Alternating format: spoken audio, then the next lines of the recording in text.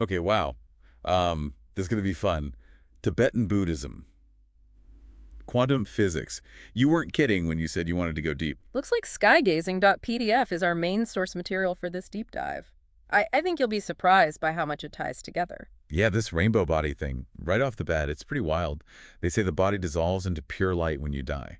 Like, literally. It's definitely one of those things that gets debated a lot, even among, well, people who study this stuff. Uh, Some people take it literally, especially when you hear stories about these masters, whose bodies basically disappear. yeah, like that story, the dancing monk. What was his name?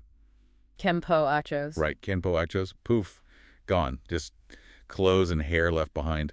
Hard to wrap your head around that, though. It's symbolism, right? Like a lot of Tibetan Buddhism, it's not always meant to be taken literally. So the rainbow body is more about, well, like a transformation of your consciousness, not your actual body. It's about reaching that ultimate state of enlightenment where you're not bound by physical limitations anymore. You merge with a more, I guess you could say, a more luminous reality. This clear light thing they talk about, the book mentions that too. Experienced in deep meditation at the moment of death.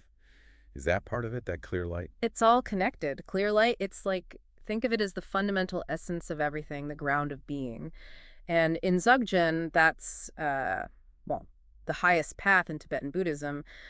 The goal is to realize that clear light is like your true nature, the rainbow body. It's kind of like a manifestation of that. So you're not just glimpsing this clear light, you're becoming it. You're recognizing it as who you truly are, beyond the physical body, beyond all limitations. Ooh, that's intense. Dzogchen, that's the path to get there, to this, they call it great perfection, right? What makes that path different? Dzogchen says you're already enlightened. It's not something you have to attain somewhere down the line. It's already there, inside you. You just got to peel away the layers of, the stuff that's blocking it, the ignorance, all that. Okay, now, we got to talk about these dakinis. Mm. Magical beings, Yeah. energy, wisdom, guides on the spiritual path. Yep. This is where it gets really mystical. Bikinis, they're fascinating. Really represent that dynamic energy of, wisdom in action on the spiritual path. And they can manifest in so many different ways. Yeah, the book lists a ton of them. Vajrayogini, Eshe Sogyal, Kurukula. It's like a whole cosmic team of like spiritual superheroes. Each with their own specific qualities, their own way of guiding and inspiring practitioners. So how do you know if you've encountered a dakini? Like, what are you looking for? It's subtle. Dreams, visions, even just synchronicities in your everyday life, that feeling of guidance, protection, Yeah. it can come from unexpected places. It's kind of like you got to be open to it, those little nudges from the universe. Okay, last thing from this skygazing.pdf before we move on. Skygazing, is it literally just looking at the sky or is there more to it? Think of it as like a contemplative practice. You're using the vastness of the sky to expand your awareness, connect with the universe. Reminds me of like mindfulness stuff, Yeah. just being present, observing. There are specific techniques in some lineages, but the core idea is to cultivate a state of openness, receptivity. Like a meditation on the sky. Exactly. Letting go of distractions, allowing insights to just, arise naturally. I can dig it. So where do we go from here? What else is in this cosmic stack of yours? Well, there's this whole thing about Guru Rinpoche, the founder of Tibetan Buddhism, and wait for it, his connection to quantum physics. You're kidding? Ancient mysticism meets modern science. All right, I'm in. Let's unpack that next. Before we get to Guru Rinpoche, you mentioned this thing, the illusory body, right? What's that all about? Oh, yeah, good point. Skygazing.pdf makes a big deal about that. Basically, it's saying that we're so attached to our physical bodies. That's what keeps us from experiencing our true nature. That clear light we were talking about. Yeah, classic Buddhist teaching, right? Clinging to the idea of a fixed self, it just causes suffering. So this illusory body, they're saying it's like more fundamental than our physical body. Right. But it's still, well, illusory, temporary. Okay, so how do we, grasp this illusory body? Where does it fit in with all these practices, like Tumo, the inner fire meditation? Is that connected? That's what the book's getting at. By working with those subtle energies with Tumo, you start to become aware of the illusory body. So it's a way to, train your perception, realize that everything's changing, even your sense of self. Exactly. Letting go of that solid, fixed idea of who you are. And that ties into the rainbow body, right? Maybe that's what's happening when these masters, their bodies dissolve. They've completely mastered the illusory body. It's possible. Skygazing.pdf seems to think so. Yeah. Like they've gone beyond the physical form completely. So back to skydazing, you were saying it's like mindfulness, but what's the actual, practice to just sit there and stare at the sky? Pretty much.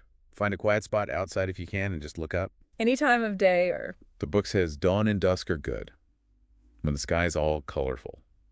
Makes sense. Like a liminal space. And do you Wow. focus on anything specific, like the stars or... They say a soft gaze is best. Not fixating on anything, just taking in the whole expanse. Sounds relaxing. The book mentions a bunch of, well, famous people, historical figures who did this. Guru Rinpoche, Jetsun Milarepa, Yeshe Tsogyal. Did they get anything out of it? Like any practical benefits? Oh yeah, big time. Guru Rinpoche, he's said to have had all these, insights into the nature of reality from sky gazing. Whoa. And Jetsun Milarepa, he was a poet, right? He Right. wrote all these amazing verses while staring at the sky. Wow. And Yeshe Tsogyal, she's the one who supposedly connected with dakinis while sky gazing. Got all kinds of teachings from them. So it wasn't just like a hobby for these guys. It was a serious practice. For them, it was like a way of life. They saw the sky as this, mirror of their own minds, this vast, boundless thing. Okay, so someone who wants to try this, what's the key takeaway? Be open. Let go of expectations. Just see what happens. I like it. Simple but powerful. Speaking of powerful, SkyGazing.pdf talks about all these people who do sky gazing, all sorts of folks, not just, monks and stuff. Oh, yeah. Like, there's this kid, Milarepa Sherab Galtson, they call him the little star seeker, found peace and inspiration in the night sky. Oh, that's sweet. Right. And then there's Jetsunma Tenzin Palmo, the mountain stargazer. She has this whole retreat center where people can, gather and do sky gazing together. Cool. And then there's Chitral Rinpoche. He's all about, protecting the environment, making sure we can still see the stars. He calls himself the sky conservationist. Love that. And even the Dalai Lama gets a shout out. The sky's messenger of peace. Makes sense. Right. Spreading compassion and understanding. So many different ways to connect with the sky. All right, what else is in this book? I'm ready for more. Let's talk about Dzogchen, the great perfection. This is where things get really, really interesting. Dzogchen. Yeah, this is the path that says we're already enlightened. We're already cosmic superheroes, we just forgot. Huh. Love that analogy. So if we're already enlightened, why do we need a path? What's the point of practicing Dzogchen? Because even though we're, fundamentally perfect, there's all this stuff blocking it. Ignorance, habits, all that. Dzogchen helps us clear all that out. Makes sense. So what does that look like? What kind of practices are we talking about? Meditation, contemplation, visualization, lots of different stuff. Mhm. But the main idea is to, recognize your true nature, that clear light, and just rest in it. Sounds simple enough. Easier said than done. But yeah, the book calls it a, cosmic makeover, transforming your perception of reality. Okay, so how does Dzogchen connect to, the rainbow body? Well, the rainbow body, it's seen as, the ultimate expression of Dzogchen. When you've completely realized your true nature, you're no longer bound by the limitations of the physical form. So it's not just about, dying and your body dissolving. It's about a fundamental shift in consciousness. Exactly. You're basically embodying that clear light, that pure awareness. Right. And SkyGazing.pdf goes into a bunch of stories about, people who have achieved this rainbow body thing. Like who? Well, there's Garab Dorje. He's considered the, first human teacher of Dzogchen. Supposedly, he could transmit the entire teaching with just a single word. Wow. Right. And then there's this monk, Geshe Lama Kanchog. Super humble guy, spent his whole life studying and practicing. And when he died, his body, shrunk and all these rainbow lights appeared. Woo. Yeah. Pretty wild stuff. There's a ton of other stories, too. All these amazing masters who, defied the laws of physics with their, spiritual realizations. So Dzogchen is basically a path to, unlocking those superpowers. It's about realizing that we already have them. Huh? We just got to tap into them. And the book even has this whole section on, practical steps to, help you achieve the rainbow body. Seriously, a how-to guide for the rainbow body. That's awesome. It's pretty wild. It talks about, different stages of transformation, the role of dakinis, all sorts of stuff. Okay, I gotta see this. So, anything else about Dzogchen? Any other practices or... Oh, yeah, there's this one called Toggle. It's, it's intense. How so? They say you visualize these, 5 radiant lights. Each one represents an element. Space, air, fire, water, earth. Whoa. Yeah. And the idea is to, dissolve your perception of the physical world and experience the, the true nature of reality. Sounds powerful. The book mentions this guy, Tulku Yeshe Rinpoche. He's supposed to be a master of Toggle. I'll have to look them up. Yeah, definitely worth checking out. So Dzogchen has all these amazing teachers and lineages. It goes way back, Yeah. Garb Dorje, we talked about him.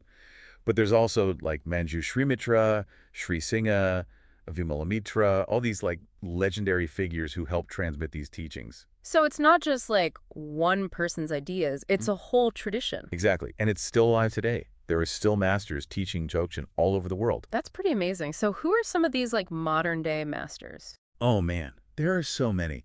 SkyGazing.pdf mentions a bunch of them, like Papa Sampava, Longchenpa, Jigme Lingpa, Dudjom Lingpa. It's like a whole lineage of wisdom. Wow.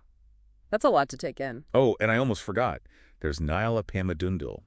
He was all about like emphasizing love and compassion as like the foundation of Dzogchen. Right. It's not just about, intellectual understanding. You got to have heart too. Exactly. It's about embodying that wisdom, living it. Okay, so we've got rainbow bodies, dakinis, sky gazing, Dzogchen. Anything else in this cosmic grab bag of yours? Oh yeah, we got to talk about bodhisattvas.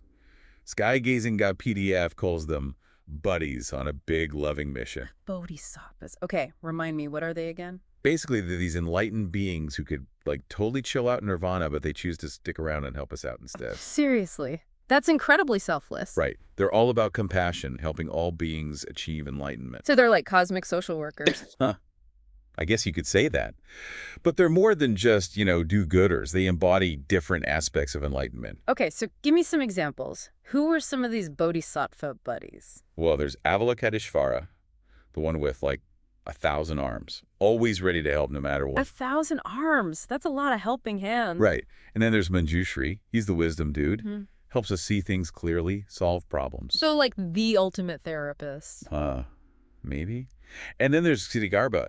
He's all about like protecting the earth, taking care of all living beings. That's awesome. Right, like a cosmic environmentalist. So it's like a whole team of like cosmic superheroes all working together to help us out. Exactly. And skygazing.pdf makes a big point of saying that we can all be bodhisattvas in our own way. We can all spread kindness, help others. I like that. Everyone can be a superhero. Okay, so what else does the book say about bodhisattvas? Well, there's a whole section on Tara, the awesome friend who always has your back. Tara, yeah, I've heard of her. She's a big deal in Tibetan Buddhism, right? Huge. She's all about compassion, protection, swift action. Like, if you're in trouble, call on Tara. So she's like the ultimate protector. Pretty much. Yeah. And there are actually two main forms of Tara, green Tara and white Tara. What's the difference? Green Tara is more about like immediate action, overcoming obstacles, that kind of thing. White Tara is more about healing, longevity, peace. So green Tara is like the emergency responder, and white Tara is more like the nurturing mother figure. Exactly. I'm starting to see a pattern here. Tibetan Buddhism has like a deity for every situation. Pretty much. It's like a whole cosmic toolbox. Love it. So anything else about Tara? Oh yeah, tons of stuff. But maybe we should move on. There's still so much to cover. Like what? Well, the book mentions these other figures, Mm-hmm. Dharma protectors, Vajra holders, Tibetan master holders. Okay, break that down for me. Who are these guys? They're like different types of, spiritual helpers. Dharma protectors, they're the fierce ones. They protect the teachings, keep practitioners safe. Vajra holders, they embody wisdom and skillful means, like they know how to get things done.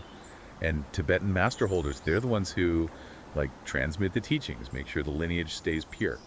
Wow, so it's like a whole cosmic support system. Exactly. You're never really alone on the path. I'm really digging this deep dive. SkyGazing.pdf is blowing my mind. Me too. Yeah, we haven't even finished it yet. There's still more to explore. All right, lead the way. What else have you got? Okay, so these Dharma protectors, these Vajra holders, the Tibetan master holders, they're like, spiritual backup. Yeah, exactly. Each one has like a specific role to play. Yeah. The Dharma protectors, they're kind of like the tough guys. Right, all fierce and wrathful, but they're protecting us, right? Oh yeah, they're on our side. Their fierceness, it's all about, safeguarding the teachings, making sure nothing messes with the path. So like clearing away obstacles. Exactly. Internal and external. They're kind of like, spiritual bouncers, keeping the riffraff out. Huh, I like that.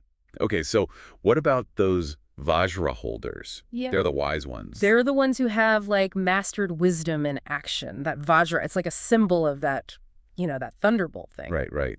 Indestructible. So they're not just smart, They know how to use that wisdom to help others. Like, they're really Oh, good at teaching. okay, that makes sense. And the Tibetan master holders, they're the ones who make sure the teachings get passed down correctly. Exactly. It's all about lineage, That unbroken chain going all the way back to the Buddha, they're the ones who carry that torch. Keeping the flame alive. Man, this is like a whole interconnected web of support. That's Tibetan Buddhism for you. Everything's connected. So we've covered a lot. Rainbow bodies, dakinis, sky gazing, Dzogchen, these bodhisattvas. It's a lot to digest. We went deep. I feel like my mind has expanded like 10 sizes. That's what we're here for, to stretch those mental muscles. What's been like the biggest takeaway for you? What really stuck with you? It's that interconnectedness thing. It's not just a concept. It's like a lived reality in Tibetan Buddhism. Yeah. It's like we're all part of this like cosmic tapestry. Exactly. And when you really get that, it changes everything. How you see yourself, how you treat others, how you treat the planet. It's a big responsibility. It is. But it's also incredibly empowering, knowing that you're part of something so much bigger than yourself. I'm so glad we did this deep dive. Seriously, this has been amazing. Me too. Thanks for inviting me. And to everyone listening, thank you for coming along on this journey with us. Keep exploring, keep questioning, keep that sense of wonder alive. There's a whole universe out there waiting to be discovered.